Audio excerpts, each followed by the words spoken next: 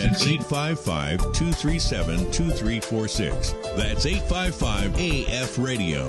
Father Tom is the priest at St. Nicholas Orthodox Church in Pittsburgh, Pennsylvania, and welcomes guests from across the globe to discuss important topics of interest. Here's Father Tom. Welcome to this special edition of Ancient Faith Today. This is Father Tom Soroka, and I'm so glad that you're with us this afternoon. We'll be taking your calls in a bit at 1-855-AF-RADIO. That's 1-855-237-2346. John will be answering your calls, so please make sure to turn the show volume off before you come on air. You can also join us in the chat room, which is now open, by going to ancientfaith.com/live. Another way to connect with us is to go to facebook.com/ancientfaithtoday, place your question in the thread for today's program, and finally, you can also send us an email at aft@ancientfaith.com. So let's get started. During this coronavirus, all of us have been feeling the distance from our parishes, and our church has very prudently recommended that we stay at home and listen to the authorities and to the medical professionals until the threat from the coronavirus has subsided.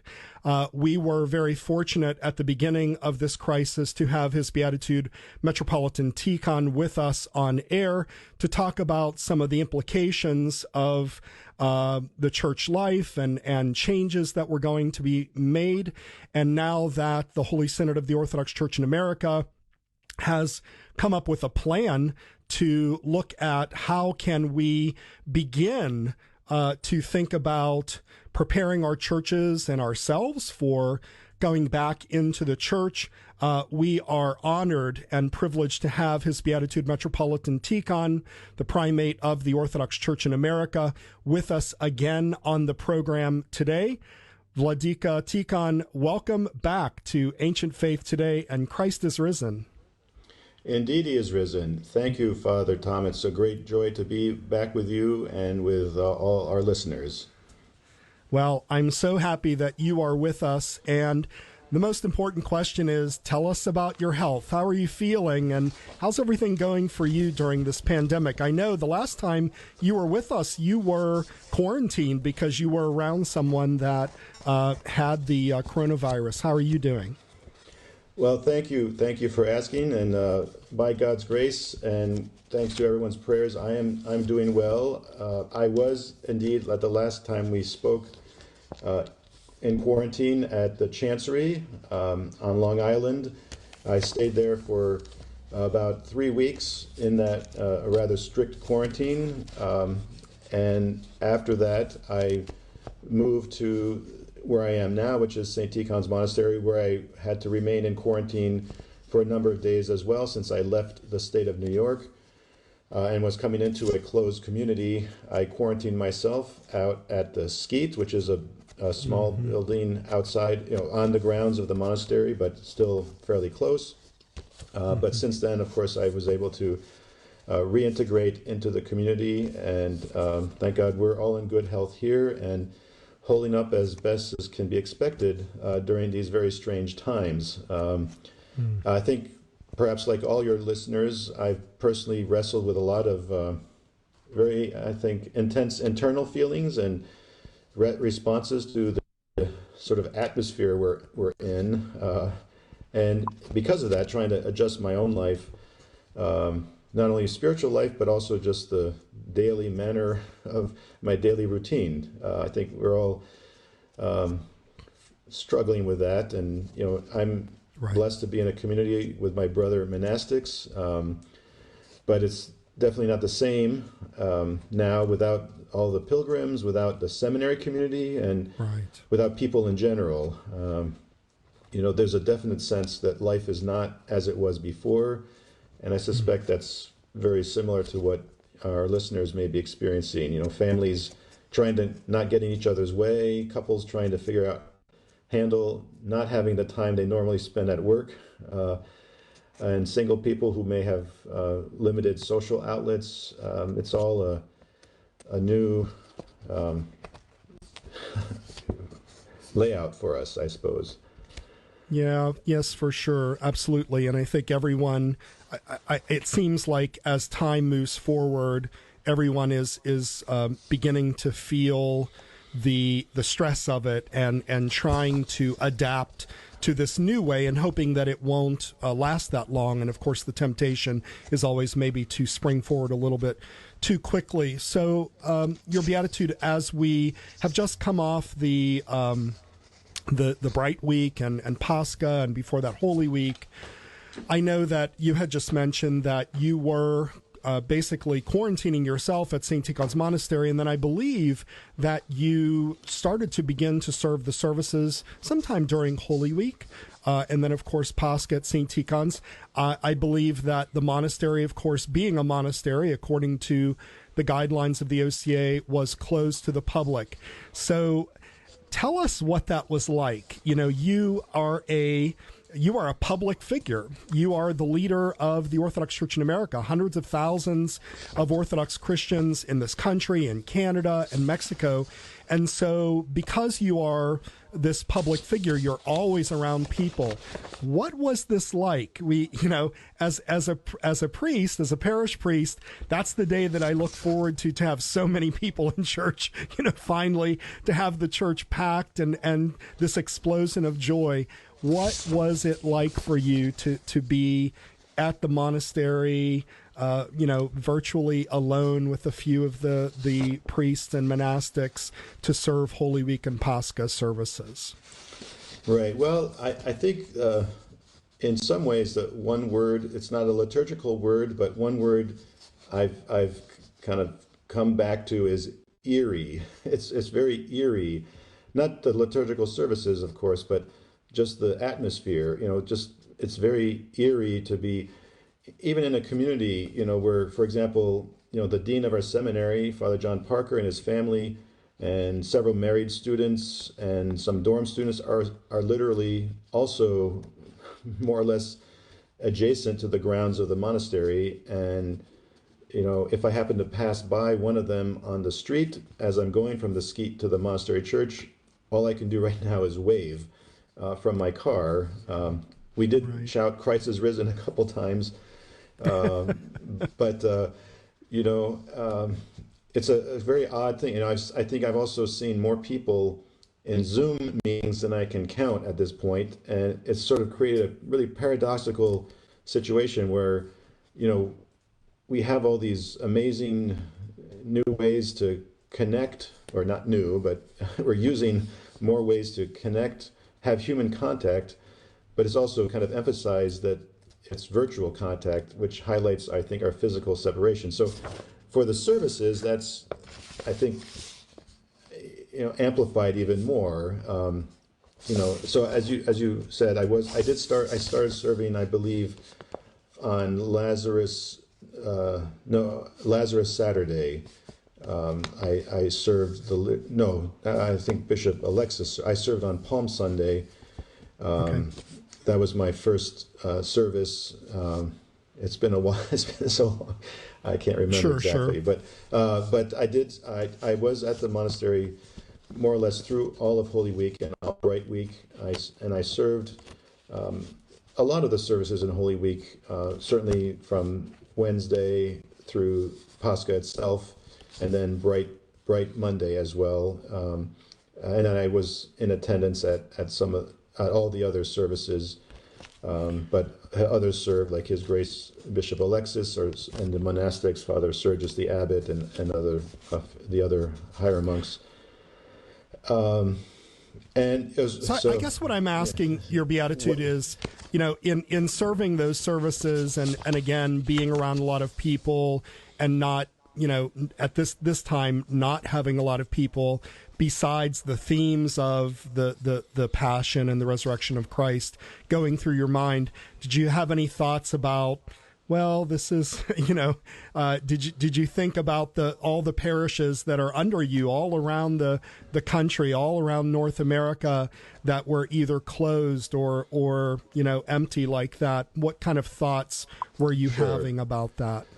Yeah, no, absolutely. I mean, I think that was very visible, and just in the fact that, you know, there were, you know, obviously several monks, so the church wasn't completely empty, but more or less it was empty. It was, I think, maybe the most striking moment of that was on the midnight office. When I come out, the priest comes out to venerate the Plashenitsa, to bring it back into the altar before the Paschal Matins.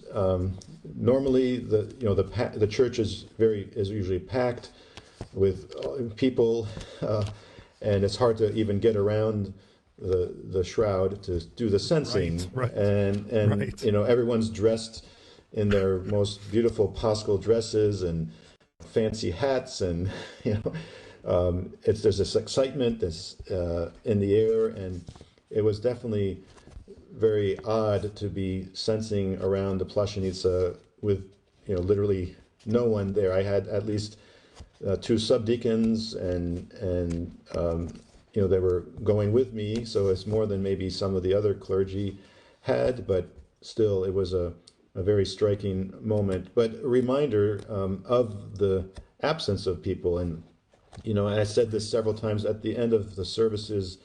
I made a few remarks, or offered a homily, or read some works that I thought could be helpful. But at several points, I just simply turned to the camera and I said, I miss you people. I miss my people, my clergy, and this was not an act for the camera as such. Sure. It was, Sure. I think a genuine feeling that I could sense. I missed being in the company of my flock, and so I was, I realized I had the blessing of serving the services maybe even more fully than many people. In fact, I saw pictures of Patriarch Kirill serving on Holy Friday by himself, literally, he was the only one serving, and obviously someone took the picture, but I had at least two monks who could carry the dikiri and trikiri with me, and I had a deacon, and it was, in a sense of a great blessing. But at the same time, I had no sense of, I guess you say, superiority, or there was a balance with the weight of just all the people that I knew were not even in church, but not able to, and some often not even, many not able to even participate in the live streams. We tried to accommodate, even those that didn't have computers, by having a phone call in option. But we know there's many people who have no technological means of accessing the services. So I was constantly mindful of them as well. Well, I think that was very obvious to us, and I maybe I'm the first one to tell you this, but I saw several comments on the OCA page and various Facebook fora that said that they noticed that when you were speaking to the camera, and they said that the people that were watching said they felt greatly comforted by that they sensed that you were reaching out to them, and there was a tremendous amount of positive feedback about that. And from a humorous standpoint, I will tell you, you may not know this, but there's a little a GIF, like a meme going around of you sensing to the camera, and I thought it was so precious that you had sensed the people that were watching, and everyone really, I think it was very heartwarming that you were remembering the people that were not able to gather in their churches, and that was greatly appreciated. So I thank you very much for that. Yes, I did see that GIF, and now I know I've made the big time, I guess. You've made it. You've made it, right? but I also felt very much as if I could see the people, so because it was again going that odd feeling of speaking to a large audience, but there being no one there, or very few people there. Right. And I did, I purposely withheld the various languages of Christ is risen that I know from saying that in the church, because I knew the people there, the monks, might not know the response, but I figured I could say it to the camera, and then people on the receiving end could answer if they knew it. So that's great. That's wonderful. Good. Well, I want to remind all of our listeners, this is a call-in show. We are live right now.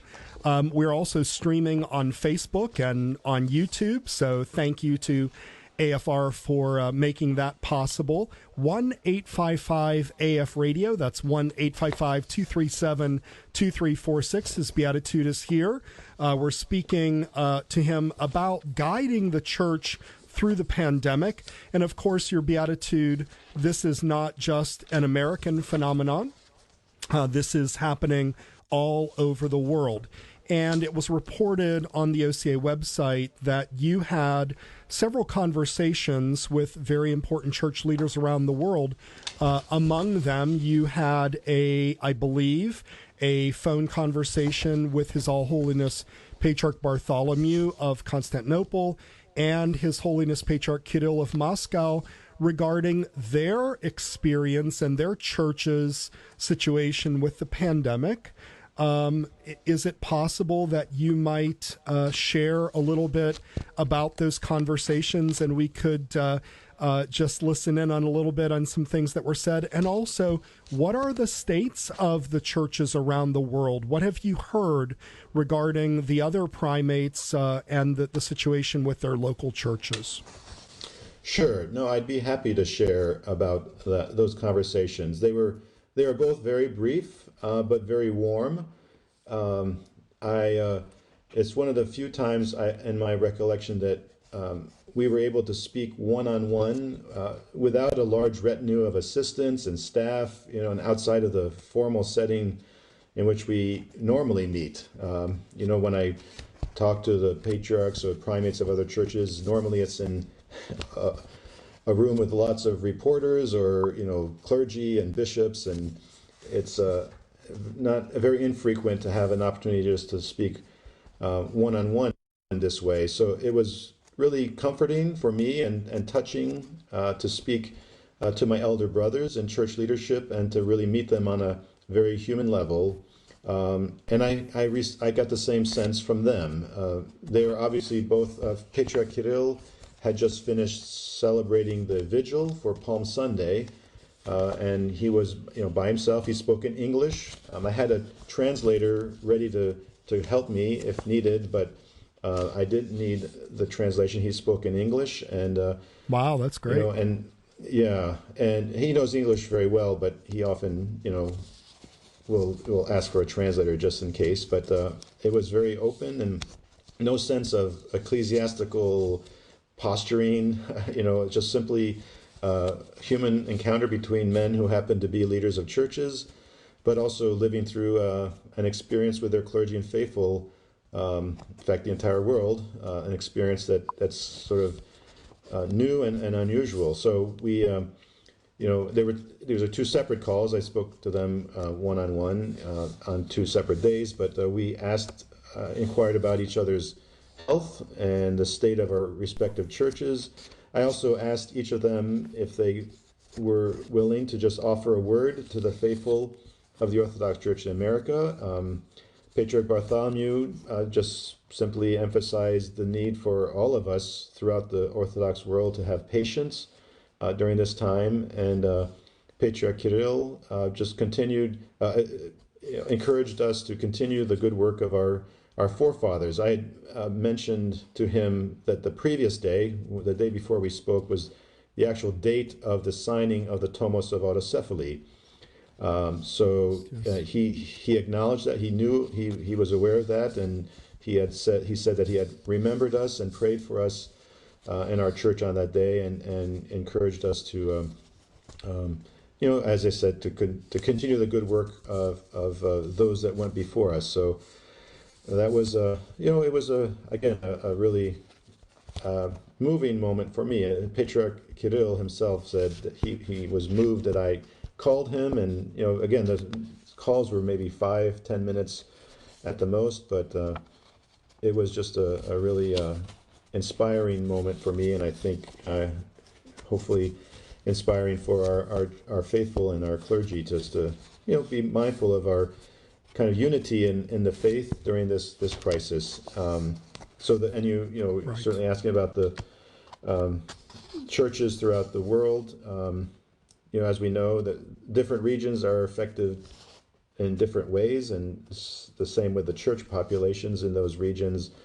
But we've seen, and we're just kind of getting information as it comes in, and there's no real, as we know, information and is a very hard thing to come by these days, or just accurate in the changing situation and statistics, and everyone's arguing about who's got the actual right statistics. But in the church, we do know, I mean, we at least know that there are bishops and priests and monks who have and lay people who have died, others who are sick.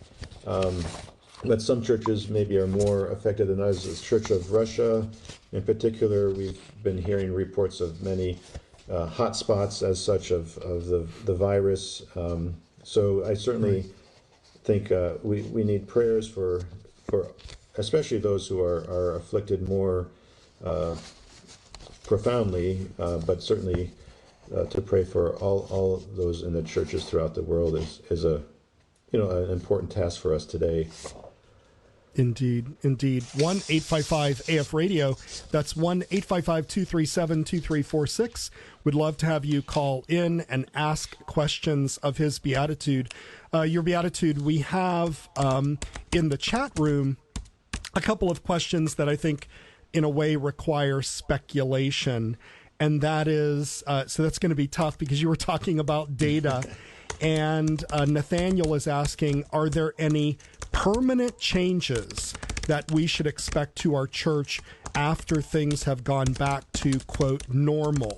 So do you think there's going to be any permanent changes coming our way in terms of church life with the way we're modifying things now? I think it may be a speculative question, but I think there's also a more simple answer, and that is that there will not be any permanent changes, simply by the fact that our church is very flexible. We have, of course, a very solid tradition, but people asked, we have many books, liturgical books and typicons that direct how things should be done, and people kind of assume that everything's sort of fixed. But for example, there is in the typicon actually a notice, instructions for how to serve Pascha if the liturgy is not celebrated. So there's an actual rubric for that, which means in the past there were times when the liturgy on Pascha was not celebrated, which could, certainly in perhaps in convents, if there were no priest available, or in times of other epidemics and so forth. So that's in a sense, it's comforting to know that the church has already, in a sense, codified responses, ways to deal with very extreme circumstances. So in that sense, I think there may not need to be any permanent changes, in the sense of, we need to call together a great council, ecumenical council to, to change this or that aspect of our church life. So I would say, it's, and I think that's why we've responded, in a sense, in the Orthodox Church, at least, so well to this crisis in terms of maintaining the church life. Obviously, certain key elements are missing, like people in church and ability to go to communion and so forth. So it's certainly not an ideal situation, but at the same time, the response with other ways of worshiping God. I mean, our worship of God has not been stopped. through all of this. So there's no permanent change that will alter the fact and the mandate or the call that we have, to fulfill our responsibility as human beings to worship our Lord and Savior Jesus Christ. So I think that's one way to look at that question. But yeah. Well, I found your answer very comforting, actually, because your Beatitude, we've been doing a lot of shows, and of course there's been a tremendous amount of chatter on the internet, for better or for worse, because we have a little bit more time on our hands in terms of being online. And I think on some of the sort of fringe opinions are saying that the church has fallen into heresy because the bishops are telling us don't kiss icons anymore, and they're closing the churches, and we're withholding the Eucharist and so forth. And I think you really express this with great wisdom and compassion, and that is, this is a temporary measure that the church has done at certain times for various reasons. And again, you foresee no changes, and in fact would insist that there be no changes in our praxis. So that's wonderful to hear that. Your Beatitude, I have a question just about the national church, and that is, we saw several really wonderful events that were coming out of the OCA head office, the INSEASIT, where you were organizing church school for various ages. And I know that Archdeacon Joseph Matusiak was leading the charge on that, with many different people helping, and that was a massive effort to put that together. What were some of the other things that the church was doing to support the faithful during this unusual time? Sure, that's a great question. I think, as I mentioned earlier, I think, and I mentioned even in my last interview that we did here, even then there was already really this fantastic, outpouring of really creative and innovative things that were proposed. Going kind of contrasting with my previous answer about no change, permanent changes.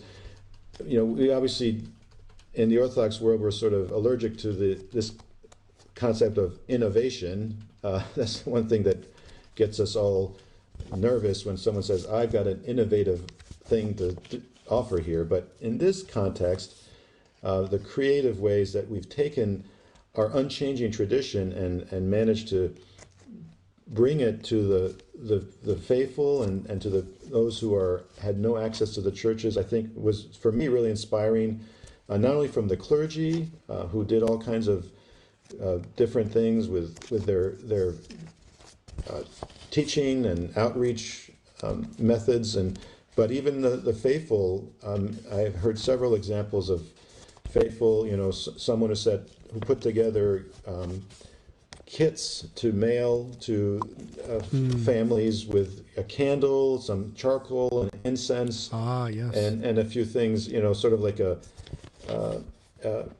emergency kit for the spiritual life. And this was an initiative of a layperson, and I thought that was really wonderful. We tried to highlight some, as you said, on our coronavirus resource page, and there were a lot of really great things. The church school, I think, was really great, and I think it also showed that kind of kids and parents were really looking for something like this. I mean, we obviously have a lot of great educational resources throughout the church already, but this somehow lifted it up to somehow an even higher level. So I think that's something we definitely want to continue going. I know even I understand that some of the organizers are working with the Diocese of Mexico to offer something similar in Spanish. Oh, wow. And, I certainly would support doing something similar in French for all our Canadian and other French speakers. So great. that's really great. I think it might be, if I could, I would like to, with the church school, I think Archdeacon Joseph did a really great job, but he had a lot of help. And I wanted to just thank our teachers, Janet Ames in Livonia, Holy Transfiguration, Julianne Miller at St. Mary's in Minneapolis, Sarah Schlaffler and St. Nicholas in Mentor, Ohio, Father Timothy Hoynicki at Holy Apostles in Mechanicsburg, Father Gabriel Bailes at St. Mary Magdalene in Fenton, Father John Lincoln in St. Joseph's in Wheaton, Illinois, Father Alex Anda in Holy Trinity Cathedral, and Rebecca Moll at St. Mary's in Minneapolis. So Wow, there were a lot, and there may be group. more. Yes, and I'm sure I missed some, but we had a tremendous amount of support and proficiency and expertise offered in this, and I think it's something that can really grow. My cathedral in Washington, St. Nicholas Cathedral, and the cathedral in San Francisco, very early on initiated some online prayer groups via Zoom, and I think parishes are doing like family game nights or watch parties. So right. I think it's really really a lot of ingenuity, even people learning how to use the new technology. I know I had to figure out exactly how to, you navigate Zoom and all these other, or this professional microphone that I'm using right now. Sounds great. Yeah, so it's thanks. I had it last time, as you know, but I didn't have the headphones plugged into the right output. So now I've learned, and I can do it. Just one more thing. Sure. Please go ahead. Yeah. Just one. We're working now. We just recently received an invitation from the Orthodox Christian Youth UK, which is a group of young adults who meet in England and the UK. And we've been invited, the OCA young adults have been invited to participate in their annual festival, which happens every year, but this year they're doing it by Zoom. So we're going to be announcing that as the details get figured out. But, I think there's a tremendous opportunity for like international cooperation and collaboration. I know there were kids from Russia on our OCA church school programs. So that's really encouraging, and I think certainly a great opportunity even for our youth to have that exposure to others, especially during this time. Definitely. That's fantastic. Well, speaking of church school, Your Beatitude, some of the kids in the church school program have some questions prepared for you. So buckle your seatbelt. I hope you're okay with this. I think they're going to keep you on your toes here. So, Bobby, let's go ahead or John, I'm sorry. Let's go ahead and play question number 1 for His Beatitude. That's file number 1. Metropolitan Tikhon, how many languages can you say Christ is risen in? Okay.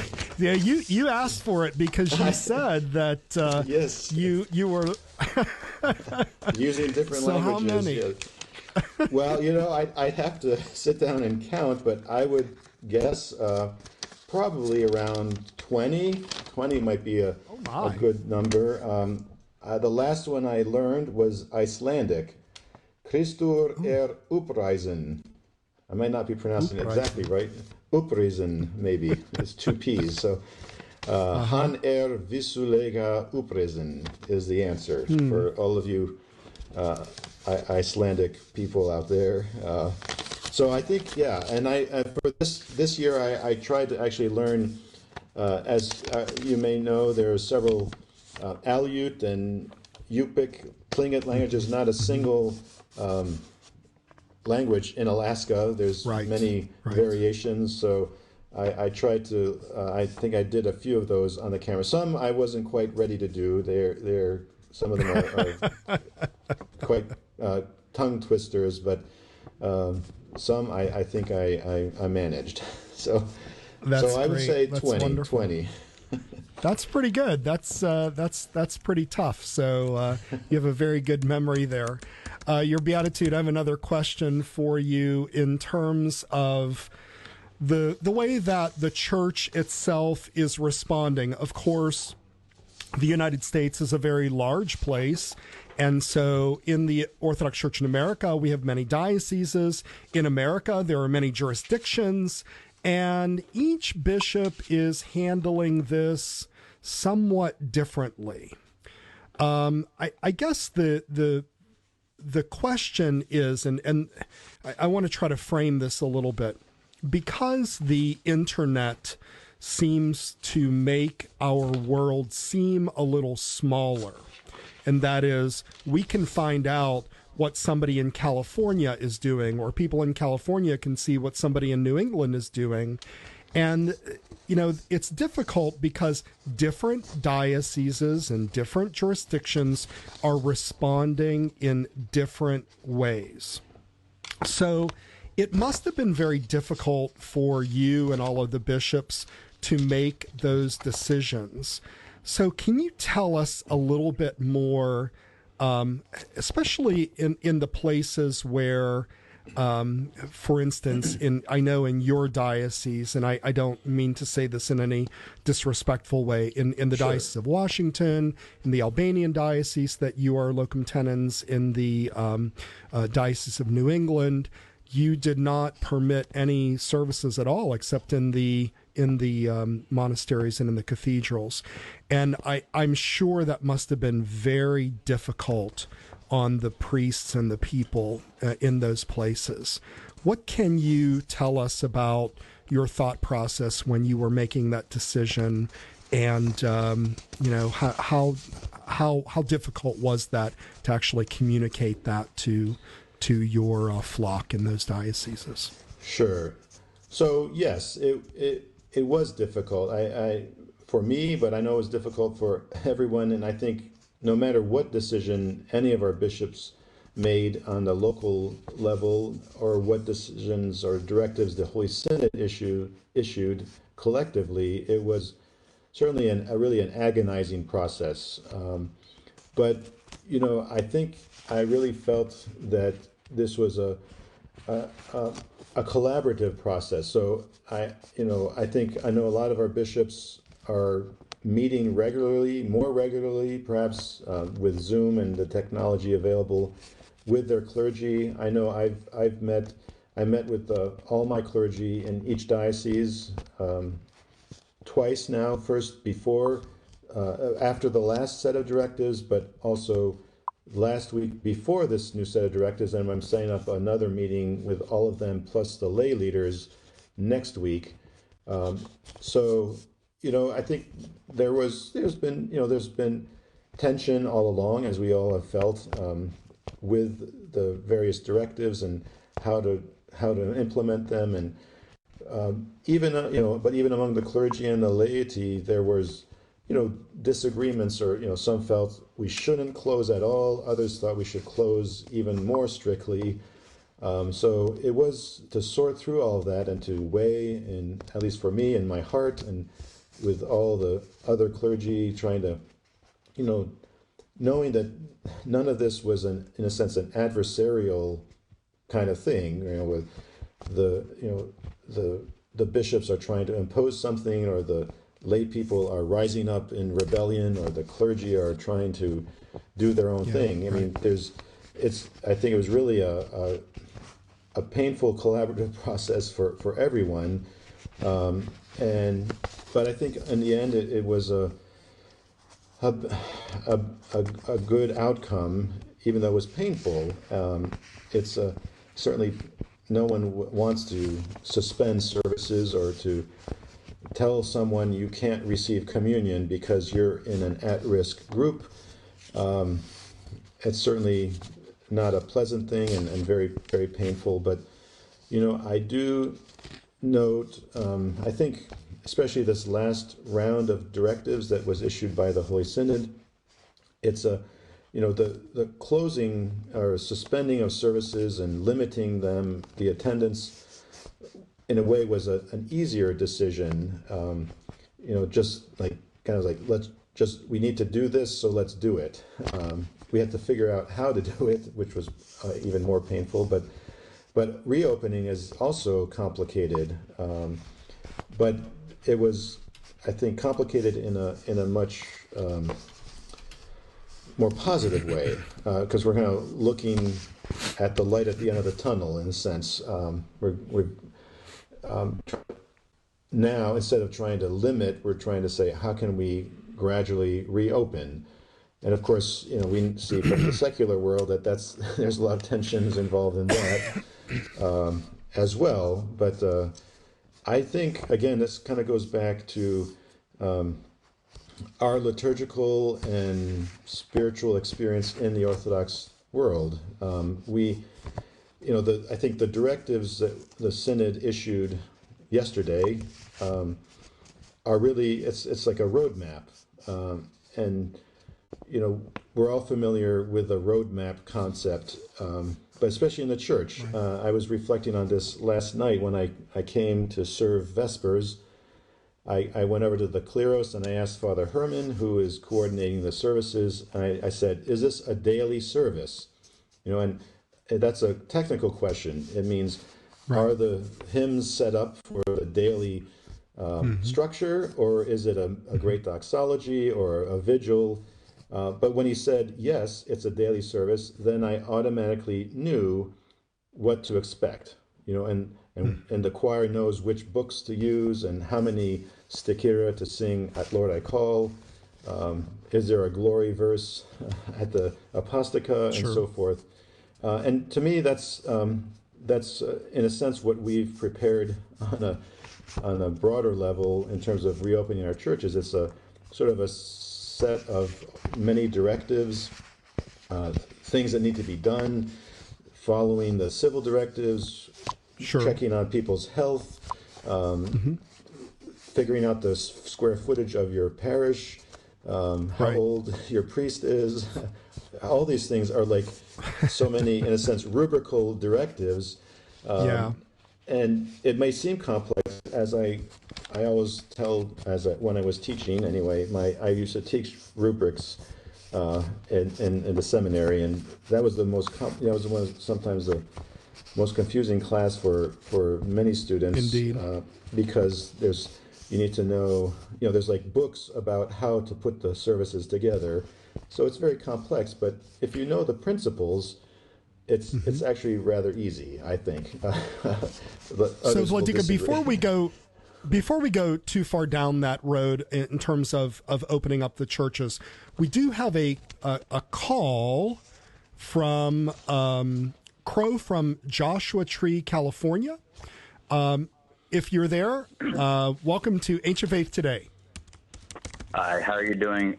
Thank you, Father. Yeah, welcome. His Beatitude is on the line. What is your question?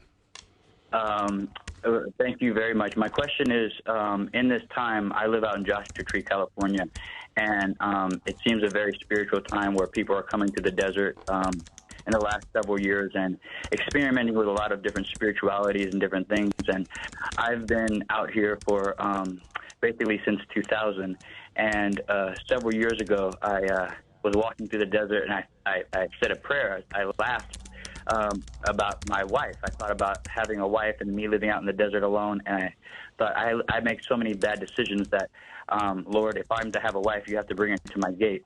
And my wife came to my gate 4 years ago, and now she is pregnant with our first child.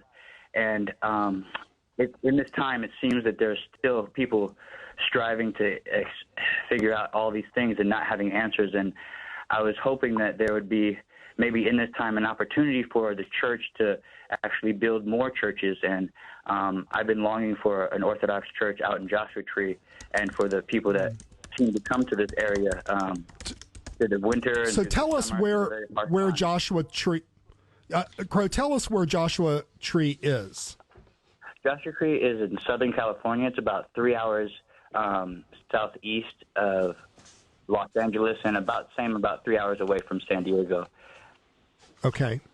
So what do you have a question for His Beatitude, or are you just looking for general advice about opening a church there? Well, basically, I guess it would be, would this be an opportune time to try to work forward to establishing for the future of the church more churches, and then, of course, in that, what steps would I want to take to bring the church here to Joshua Tree? Great question. Great question. And I do have one more. I am a person of mixed cultures, Black, white, and Native American, and Sure. People look at me as a pagan. I look very ethnic cool.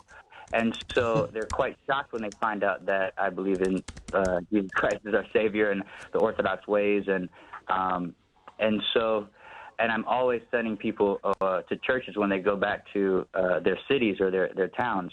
And so, yes, I would hope that there would be an opportunity. What would you think about that? Okay, well, let's let His Beatitude answer that.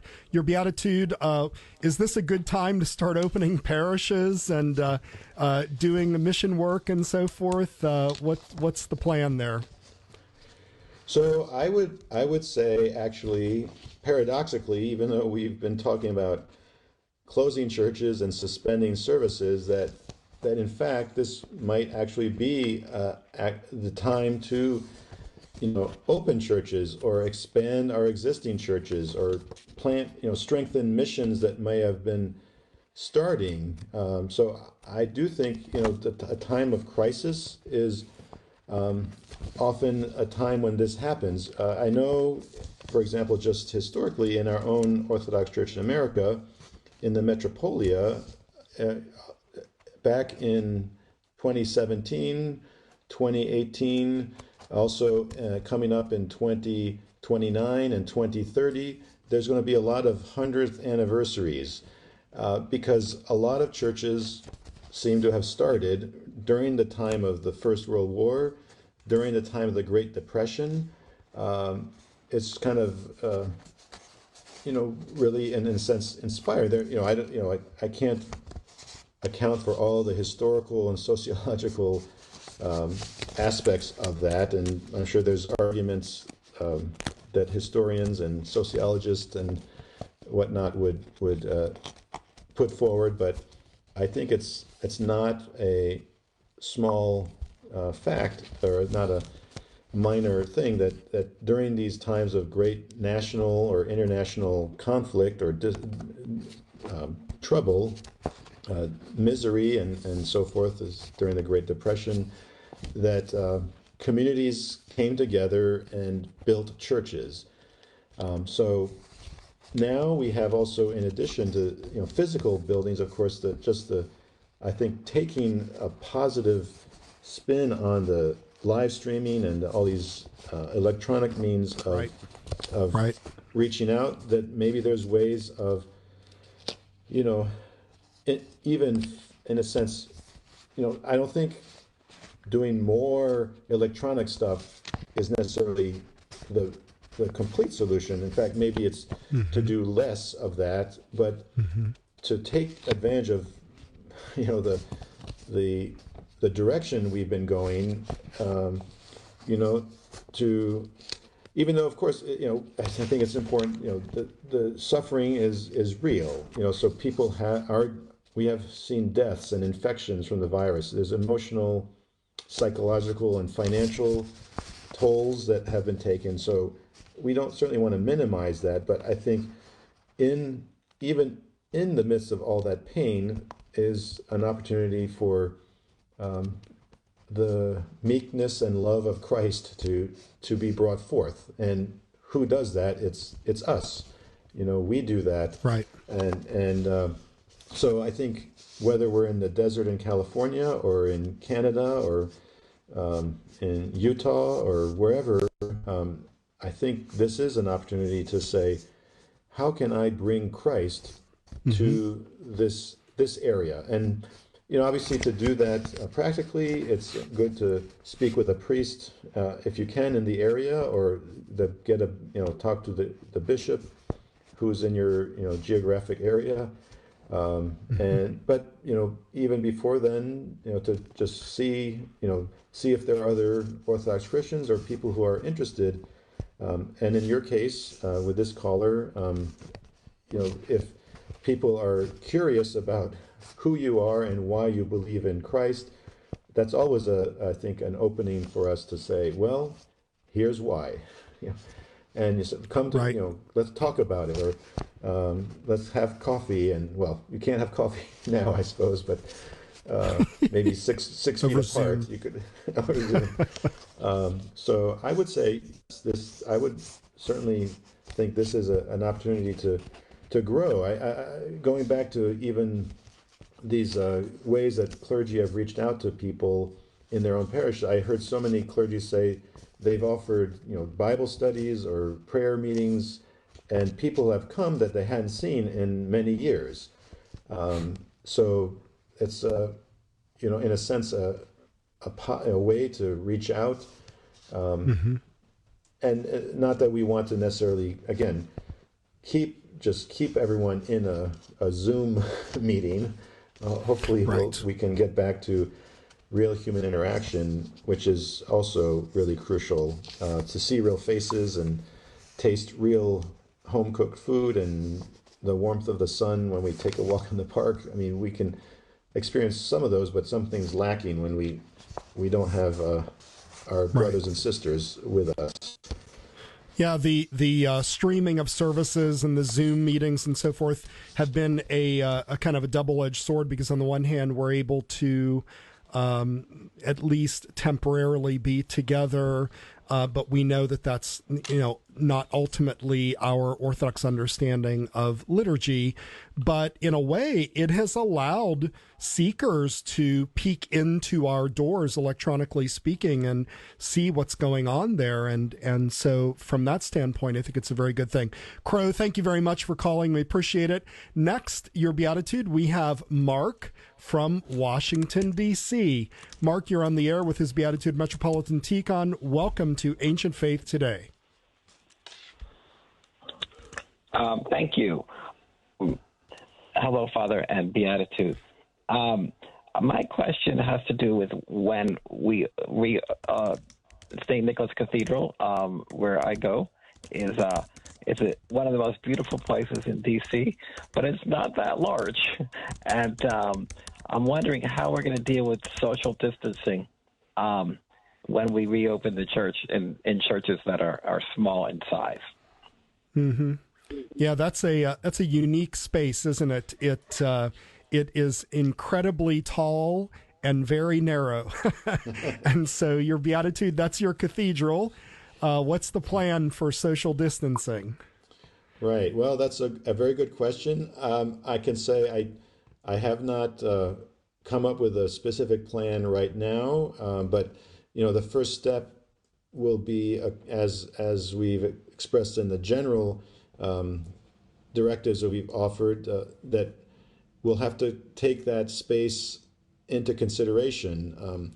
Right now, as Father mentioned, if all of you have seen the directives, and there's a chart there, there's a level 0, which is where basically many of my churches are now, where there's no services at all. So the first step will be to move and this is what I've indicated to all my dioceses, that I'm prepared and hopeful that in as many cases as possible, we can move towards at least that first stage of minimal,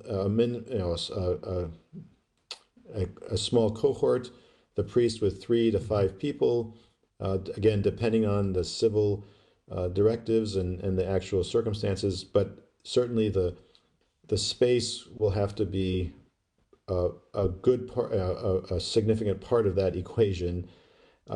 So, we're going to, go slowly, but I think it will be a challenge, especially in smaller churches, smaller this is a cathedral, so it's a small cathedral, but there are other options such as possibly having outdoor services or partly outdoor services. And also the option, I think, which many of us are looking at is increasing the number of services throughout the week while keeping the number of people at each service at the required minimum or maximum. So I think there'll be solutions that can be easily implemented with not easily perhaps, but just a lot of work and so forth. But I'll be speaking with the clergy of each parish, and I suspect each bishop will do the same in their own diocese. So I think it's going to be a challenge, but there'll be, as we creatively came up with ways to deal with things in the last few weeks, we'll also be able to come up in each location with very specific but helpful ways to offer the services and to bring the holy mysteries back to as many people as possible. And your Beatitude, the idea is that there is going to be a coordination with the local or county or state authorities, right? In other words, when the state says, okay, now we're ready to have gatherings of 10 people, or now we're ready to have gatherings of 25 people or whatever, is that going to be the cue for the bishops to begin to consider that also within the churches? Yes, I think, again, the idea is not that the civil authorities are dictating what we are doing in the church, but we are relying on the expertise of the civil authorities to help guide us. But that's, we need to abide by the, to voluntarily abide by the civil guidelines. And I think that will also, so that's certainly a big part of the equation. And then in each case, then the bishop will say, well, because these guidelines say 20 people or 10 people, but also here's the situation in this parish. Some parishes may not have more than 20 parishioners, for example, or some have 100 parishioners. So there'll be different challenges based on those questions, and the space, of course, as this caller is mentioning. So yeah, it could be, again, it's going to be we've given a roadmap, but unlike we won't have a GPS to tell us exactly where to go. We're actually going to have to use an old-fashioned map and lay it out on the table and say, we're going to go this direction. So it's maybe going to be more analog experience. Great. Actually, Mark, any other follow-up to that answer? No, I just want the listeners to know if you're visiting our nation's capital, St. Nicholas is one of the most beautiful places here. It is. It is. Absolutely. Magnificent iconography and beautiful choir and people also. Wonderful. Thank you, Mark, for calling. Your Beatitude, there is a comment. Go ahead.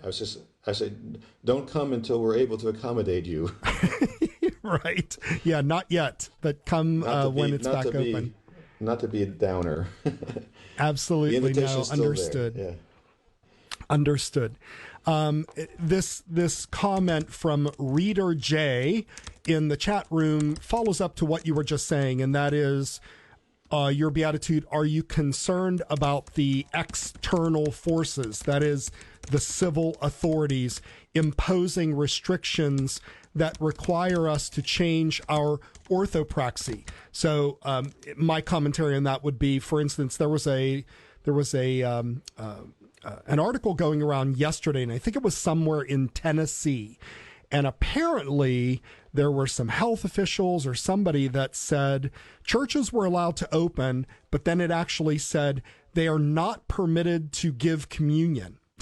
So and apparently they pulled back on that because they got such blowback from people. So as a church leader, as an Orthodox leader, are you concerned that there might be some overreach by the civil authorities to impose restrictions that won't allow us to really be Orthodox in our practice? That is. Sure. Yeah, that's a good question. I really, I understand these things do happen. I would say I'm not worried. I think part of the difficulty is in our world, every single instance of something happening in one particular location gets known throughout the world. So I don't have any, again, I don't have direct knowledge of every mind of the civil authorities, but I know that they're human beings like all of us, and in some places maybe some directives will come that might be against, what you might say, against the church. But I also know, at least in the United States, there is a real strong sense of the freedom of religion, and I think there'll be arguments back and forth in the civil sphere, and religious people, which could include us, will get involved. But I think I'm not really afraid. I don't think there is no, as far as I can see, there is no deliberate attempt, unlike previous persecutions in the history of the church, to actually stomp out or eliminate the Christianity, to stop people from worshiping Christ, from worshiping a God, and here there may be elements of that in our culture. Of course, there are certainly people who think it's dumb that people worship God, so that's certainly there. And certainly there's people in civil authorities that probably have that view. But in the end, we have the right and the freedom to worship as we see fit. And sure, we can speculate that, well, what if this happens? What if that happens? Right. Court cases, and as there are things, this is happening here in this state and this city, but those things get fought and argued about, and sure, there may be times like you could say here, I don't see this situation, for example, as the civil authorities dictating how we should hold services. If anything, you've noticed there's very little said about churches. Some places there are, and maybe in this case this is one of them, but in most places, at least the directives that I've seen, the civil authorities almost bend over backwards not to specifically reference churches. I noticed that. Right. So, I think it's that's a blessing, but it's also makes it difficult if you're saying, well, what do I do? I'm a church, so how many people can I have? If some people are looking for guidance, and I think the civil authorities are not always, bad. Sometimes, hopefully all the time they're helpful. Just like, we go to the doctor and he tells us how to treat our ailment. We don't say to him, don't you tell me how to heal myself. I'm going to pray and I'm not going to take your dumb medicine. Well, some of us might do that, but right. But it's a balance. It's always you have to weigh what to do. Just like we weigh when someone's dying, and we have to they're on life support, and tough decisions have to be made. You ask the experts, the doctors say, well, this is this, and that is that. And then you talk to your family, and you weigh the spiritual, you talk to the priest.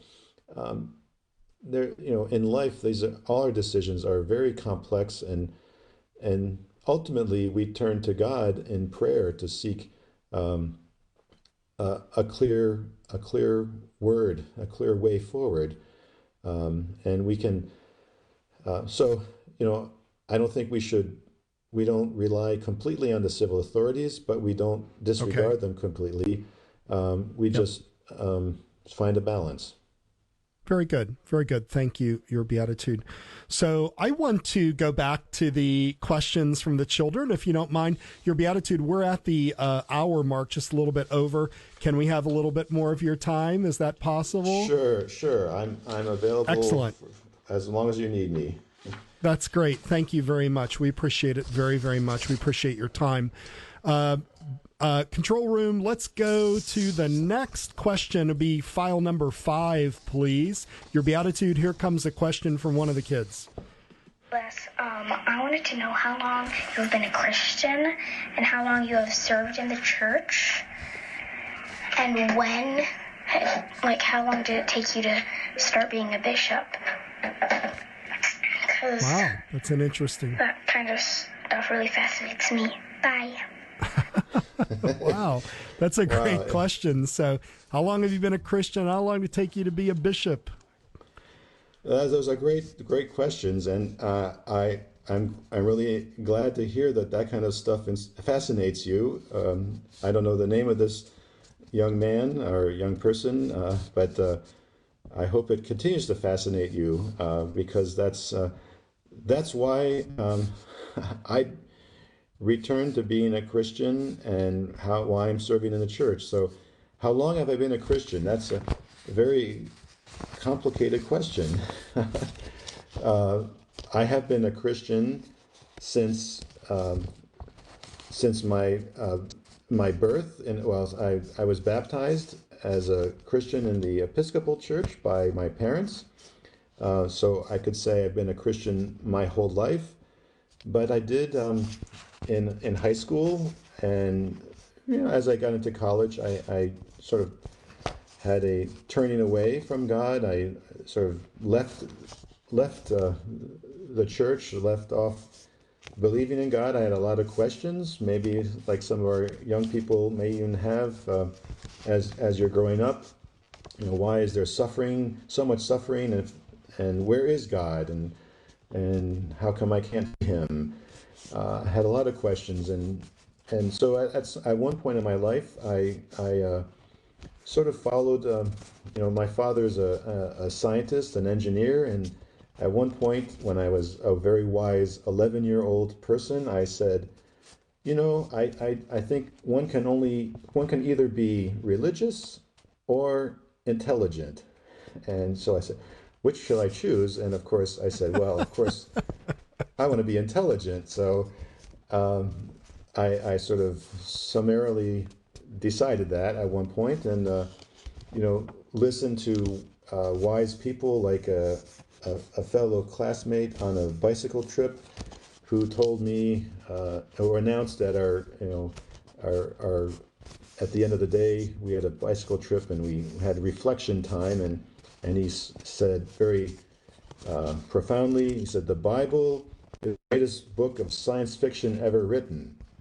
And I was very impressed by that, and I said, yes, that must be right. So I had a little falling away, but thanks to some friends and to prayers of people and my own searching, I returned to Christ and ultimately found the Orthodox Church, which was in 1989. I became Orthodox back in Chicago at St. Peter and St. Paul Orthodox Church, back when it used to be on 53rd and Western. It's now moved out to Burr Ridge, but I became Orthodox then, and then I went to seminary here at St. Tikhon's, joined the monastery a year later, and so how long did it take to start? So I didn't start to be a bishop. It just happened. So I could say that it took my whole life to reach that point, but it wasn't, of course, something I was seeking. But the Holy Synod said, "You will be a bishop." So I said, "Okay." So that's a brief answer to that question. That's amazing. Thank you, Your Beatitude. Appreciate that very much. Want to remind everybody we have a little bit more time. 1-855-AF-RADIO. 1-855-237-2346. Not many of us have an opportunity to speak with the bishop much, and so we have His Beatitude Metropolitan Tikhon here. He's here with the open lines and ready to answer your questions about the pandemic or really anything that's on your mind. Your Beatitude, I wanted to bring up one particular issue that, as a parish priest, I've sort of had some feedback about. You know, a significant portion of our parishioners in the OCA, not the majority, but there is a large population of these people who are of the venerable age of being 65 or over. Also, you have medical professionals, people that have been caring for those who are sick. And the OCA guidelines very specifically say that if there is divine liturgy or some service that's being served in the church that's being allowed by the bishop, that those particular groups are not able to come to church.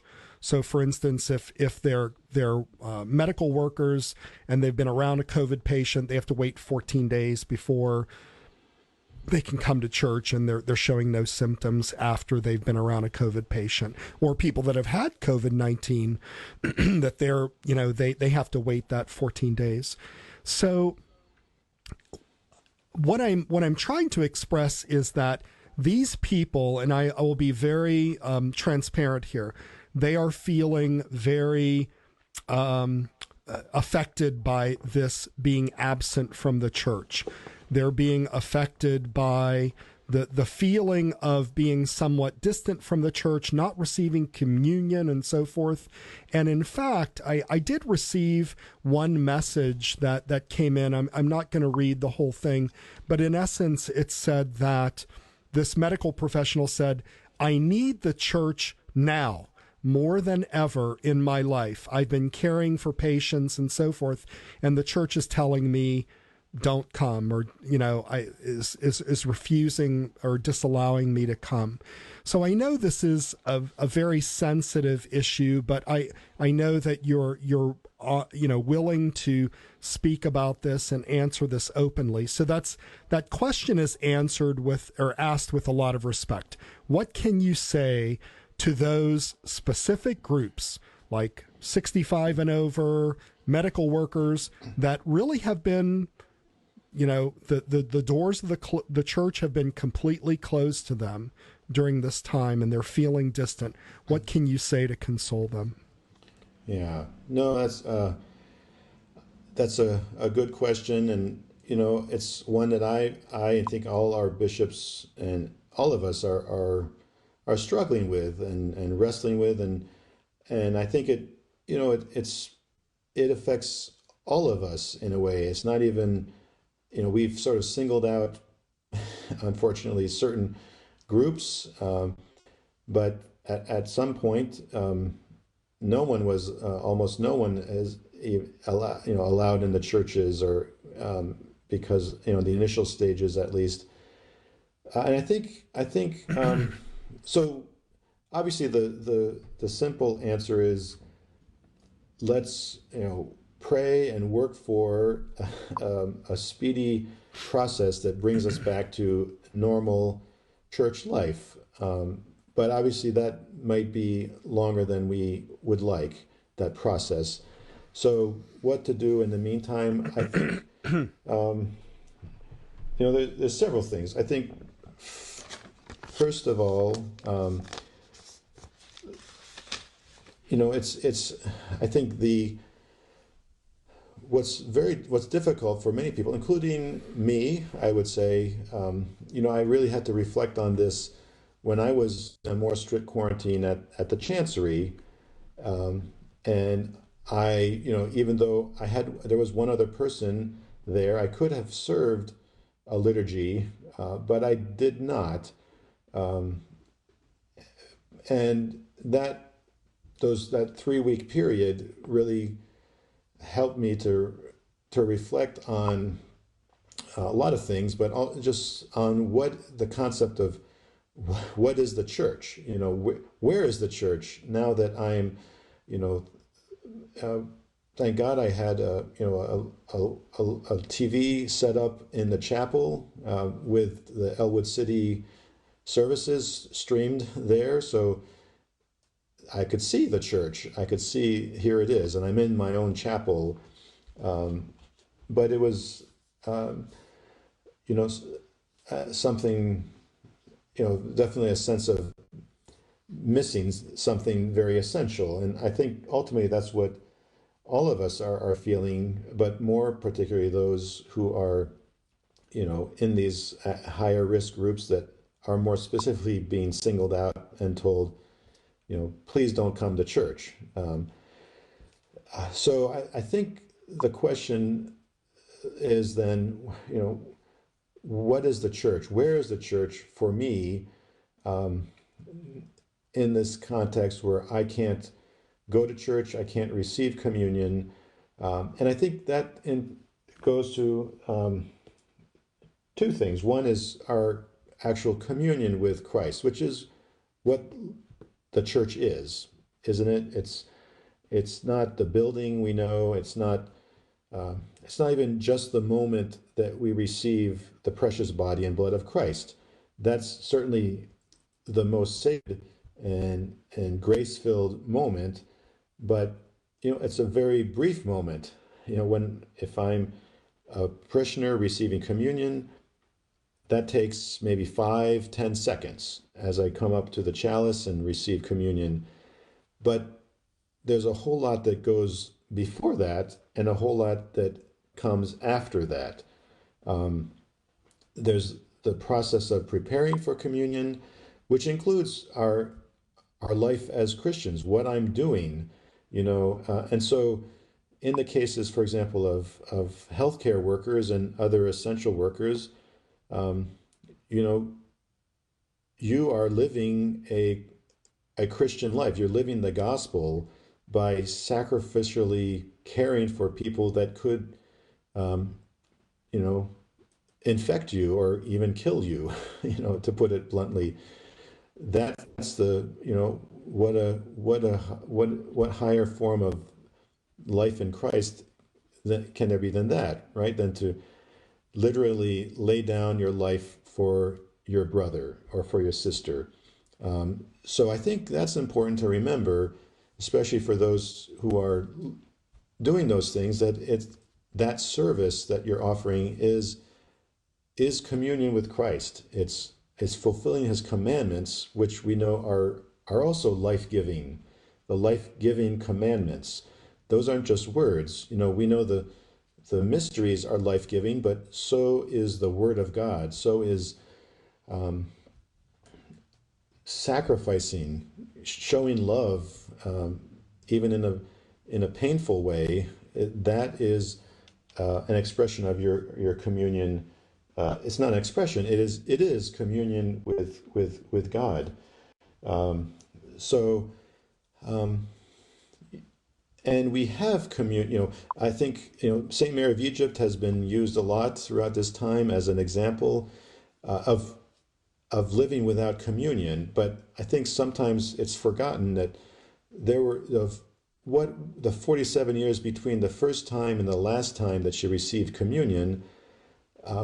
She was sustained by that grace that at the first time she received communion. It's certainly an extreme example, and I'm not advocating that as a model for all of us, but I think the point is that the grace sustained her, and it's the same with us. When we receive communion, even if the last time we received communion was 2 months ago, that grace can still be with us. There's no scientifically discernible way to say how long does the body and blood of Christ stay in me when I receive him.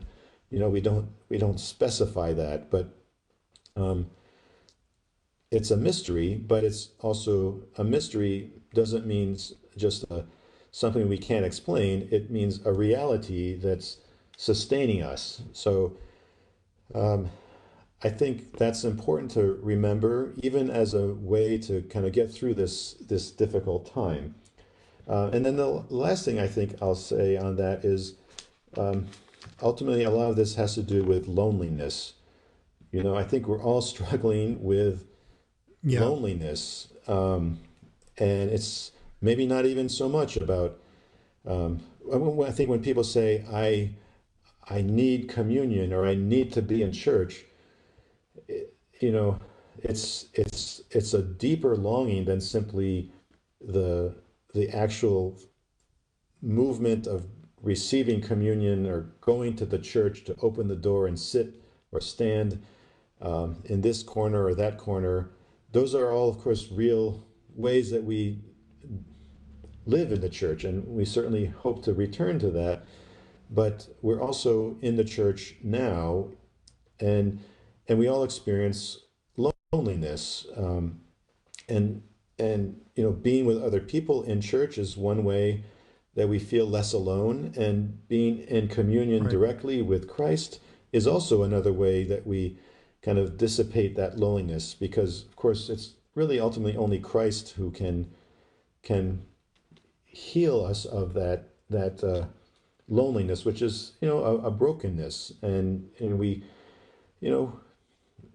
support and love and nurture those human ways of being together, marriage and family and monastic communities and parish communities. Those are all valuable and good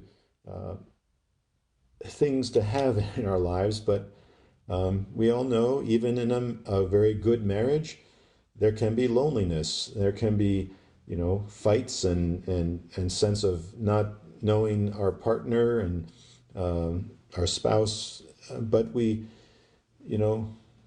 ultimately look to Christ to fill that real emptiness, which then strengthens our relationships with those that we love and even those that we don't love. Yeah. So I don't know if that's encouraging necessarily, but it's, I think, important to remember things like that during this time. Yes. Yeah. There's a higher, in a way, a higher calling that people are called to right now than just, attending church. So thank you for that reminder, Your Beatitude. I appreciate it very much.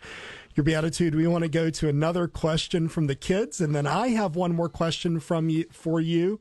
We'll have one more question from the kids, and then we're going to wrap it up. Thank you very much for your time today. Okay. John, let's go ahead and let's play question number 7 for His Beatitude, please. Christ is risen. Hi, Vladika. Master bless. This is Kira Honicki. I was wondering how this current situation has affected you personally. Also, how's Max doing? All right. Well, I think I sort of answered that first part of the question earlier, but I could say let's let everybody know who Max is first of all. Who's Max? So Max is my dog. He's a Jack Russell Chihuahua mix, and he's been with me throughout this quarantine and throughout the past 10 years as well. And he seems to be doing fine. He doesn't seem to have noticed anything different. So as far as I know, that's good. I think he's also very happy. I saw news reports that animal shelters are being emptied during this time as people are adopting pets. So he was, Max, I'm sure, is pleased to hear that. But he's doing well.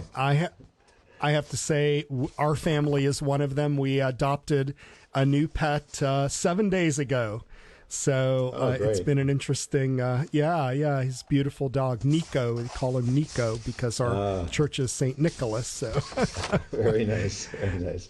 Your Beatitude. So I want to ask you one last question. And of course, this is very important information because we've talked a lot about, why you made the decisions that you did and how difficult it was. And this is difficult on everyone. Certainly very important questions. But I think, everybody also wants to hear some. It's a very detailed document that the Holy Synod put out there yesterday.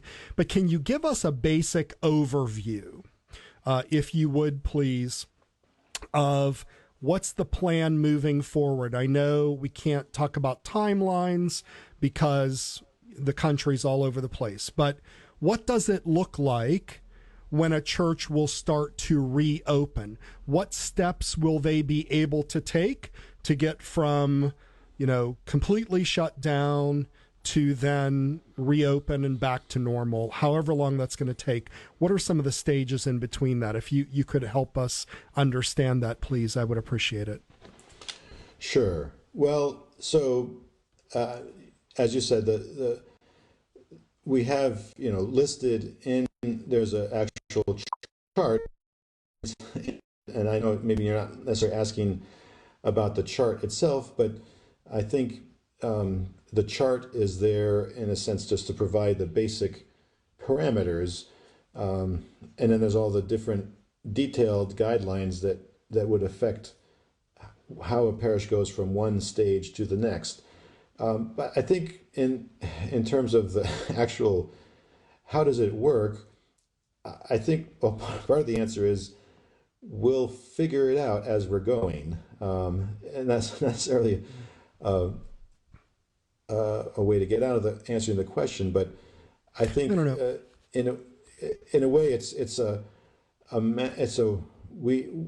we don't know. We just much as the even expert doctors are still putting together how exactly this virus is working or spreading, or what they keep in fact adding possible new symptoms, and so things in a natural way are being learned, in following the basic scientific method, which is to test and revise the theories based on the testing, and that's of course causing some confusion for people who take the initial results and say, look this and look that. But I think in the church, our process in the church is actually going to be something similar, where we, with the bishop's direction, conversation with the priests, who's in dialogue with the faithful. I think it's all going to be, again, a collaborative process, because if the bishop says we can go to this stage, the priest has to then be able to implement that, and he has to be sure his faithful are with him in a sense. And some parishes may have a population of people who say, well, we're afraid to come to church right now, and that's a reasonable feeling to have. Others may have a group of people who say, we want to come now to church, and we want to do this and we want to do that. So it's going to be a process, I think, of really working together as a community, to say, okay, well, our church is this size. We have this many people. We have this, not to say kind of people, but we have 50 kids, or we have 90 elderly people, or we have a mixture. What's the best way to reopen? It's certainly going to be, some difficulties and pain. If you have only 10 people or 20 people that are allowed, who decides that? Who decides which 10 people go? But I think it could be a possible, in a sense, a recipe for disaster and conflict. But I prefer to look at it, which I think is more reasonable that it will be a positive way to say, to work together as a community and say, okay, here's what we're going to do. We're going to set up the church this way. The choir will stand here. These many people, here's a sign-up list, so we'll have people come on a rotating basis. This team of people will clean the church after each service.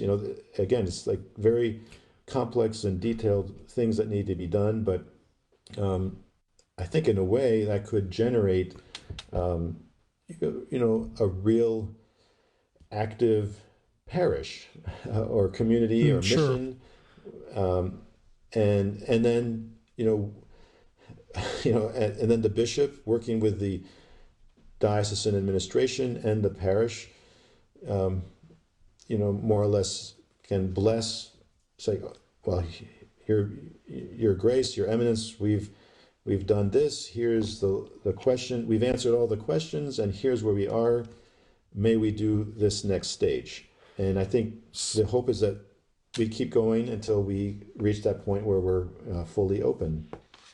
So in other words, what you're saying is the OCA has this kind of procedure at the national level, but it is up to the bishops in their dioceses going and looking at regions and communities and reopening, like sort of a slow unfolding process. In other words, it's not just that the OCA flips the switch and that everybody's back, right? You're saying that this is really going to be a local issue.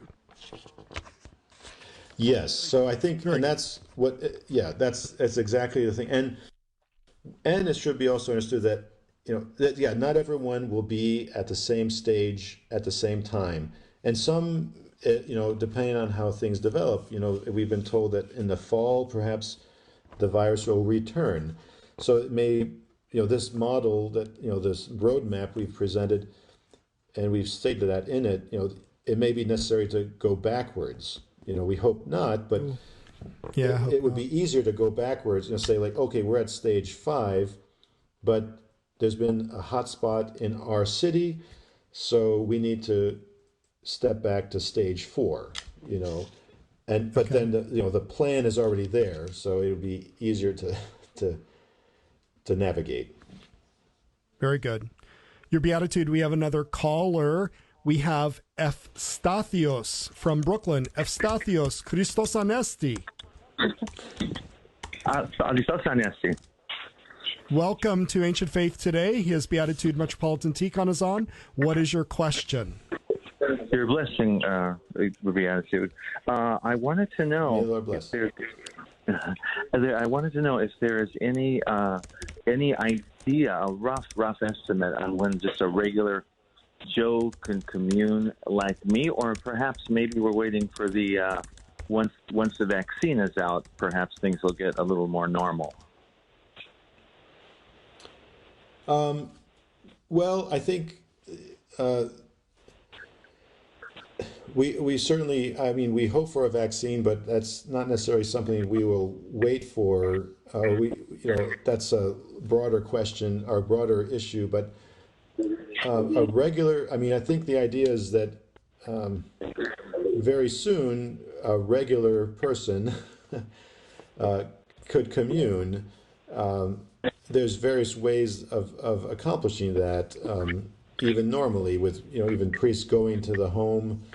Again, we're going slowly as far as what we can bless or what is safe to do in terms of contact of people. But I can't. It's very hard to say.